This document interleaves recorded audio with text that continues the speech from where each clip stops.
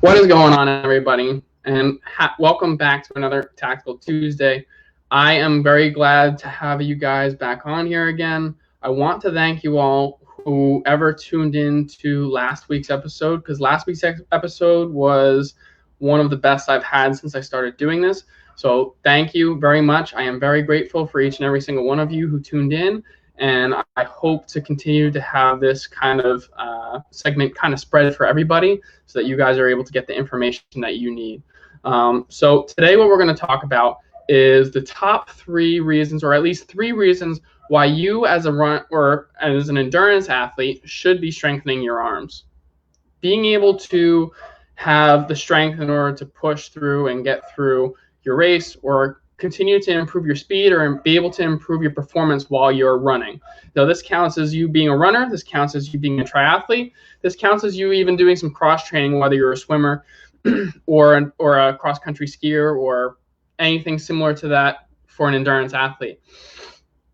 Runners in general are not known for their strength in their arms. They're also not known for their ability to use their arms much while they're running. So this is definitely specific for those runners out there, but also for the triathletes out there who think enough of their training during the day is dedicated towards their sport, so they don't need to do it.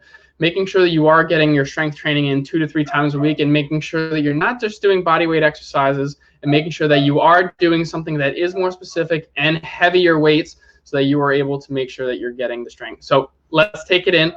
My name is Dr. Robert Berghorn, physical therapist and owner of Ascent Physical Therapy at Ascent Physical Therapy here on Long Island, New York. I'm glad to have you guys on here. So let's dive into this. So the first thing that we're going to do, strengthening your arms, is going to improve your posture. When you strengthen your arms, you're not only strengthening just your arms, you're strengthening your shoulder girdle. So definitely getting the muscles that are in between your shoulder blades, making sure that you're stretching out the muscles in the front. Very important things to kind of get across, because a lot of the times, especially now that, not everybody's back to work. Not everybody is doing the same things. They're not as active still. And, they're either sitting around or they're sitting at their desk at home, and they're sitting with those rounded over shoulders, whether they are an athlete or just a regular individual, regular lay person that doesn't really exercise as much. You still get those rounded over shoulders. The muscles in the front get very tight. The muscles in the back get very weak. And those are very pinpoint exercises or muscles to target, making sure you're getting into the middle trapezius and the lower trapezius, especially for appropriate shoulder and scapular stability in your shoulder blades. Making sure you are working on your latissimus, or your bigger muscle on the side where you're doing lat pull downs, or making sure that you are doing appropriate shoulder raises with appropriate form. Making sure that you are getting that in 2 to 3 times a week with the appropriate amount of weight that is within your kind of class is what's going to help improve your posture. Getting you sitting nice and upright, making sure you are appropriate for when you are running. How does that help when you're running? When you are running, having the appropriate posture allows you to have a steady platform, or a sturdy platform for you to build off of. And when you have that sturdy platform to build off of, you not only have the ability to develop an elastic recoil. So as you go to push your stride, your arm is going forward, your opposite leg is going backward. As that occurs, you're creating an elastic stretch throughout your entire system, from your left upper extremity or your left arm all the way down to your right leg. And what does that do? As you come and you spring back into your next step, you are creating energy, free energy that you don't need, that you're not generating yourself, so that you are able to get into your next step, creating a better efficiency pattern, and also being able to kind of move you along a little bit quicker than you would if you weren't using your arms as much. What else does appropriate posture do? It also prevents extra shock being transferred into your joints and your spine. So that's definitely another key component.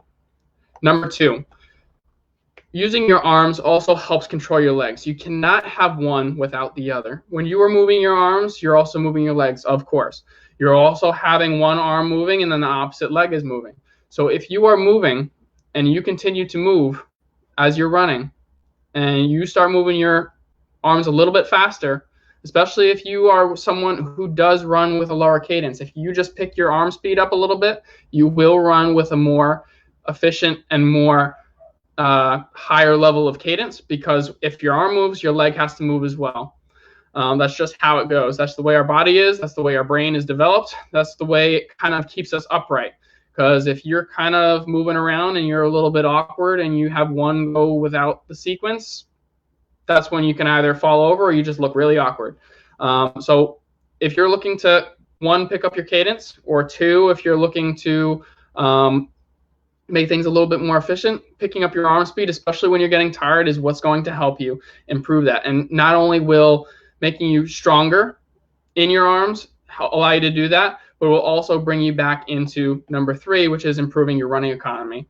When you are getting tired, when your legs are getting tired, you will be able to, with stronger arms, be able to drive. If you drive your arms a little bit harder than your regular comfortable 8-minute, 9-minute, 10-minute mile pace, you will be able to push a little bit further. You will be able to push a little bit faster when you are running, especially when you're trying to push towards that finish line and get the person that's right in front of you. Being able to drive with your arms will be able to assist with that.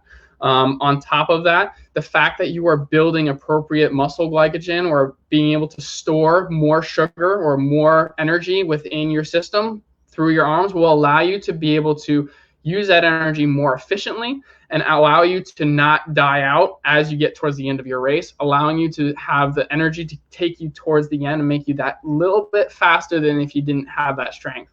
Now, when I'm talking about this strength is not making you go to the gym and where you're pounding weights a lot of the time and you're not making it so that you are a bodybuilder. That's not the goal here. The goal is to make sure that you are a strong, stable individual, whether you are a runner, whether you are a triathlete.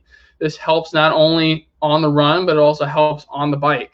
If you are developing neck pain while you're on the bike, if you don't have a strong shoulder girdle, and by shoulder girdle, I mean the muscles that are between your shoulder blades. If you don't have that strength, if you don't have that stability, you will drive a lot of those forces. You will have a lot of those issues develop because you're tightening up your traps and you're getting all tight in here. Instead of being able to cinch up in your shoulder blades, keep everything nice and tight and nice and strong, especially when you're driving and climbing up a hill.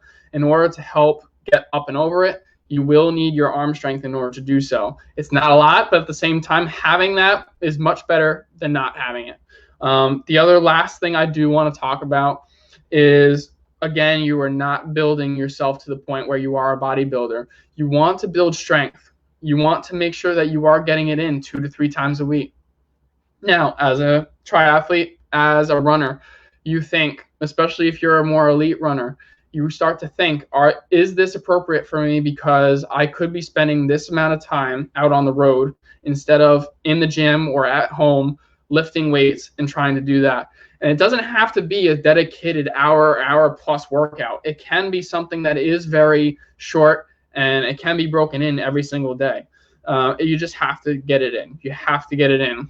And you can break it up if you even take 10 minutes off of your run on the road, whether that is a little bit extra from a couple minutes from your cool down or a couple minutes from your run.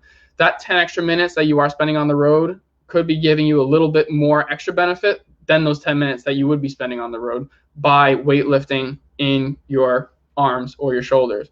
And don't get it twisted. You do need to strengthen your legs and your core too, so that has to be included at some point. Whether you are incorporating different exercises each day that you are participating in the week with your training, or whether that is a dedicated day that you are doing strength training, just make sure it's 2 to 3 times a week. And if you are having issues with that, if you are having trouble with that, please seek out an individual, whether it is a personal trainer, chiropractor, exercise physiologist, kinesiologist, or someone like me, myself, a physical therapist, who can guide you in the appropriate way to make sure that you are strengthening in the way that you need to.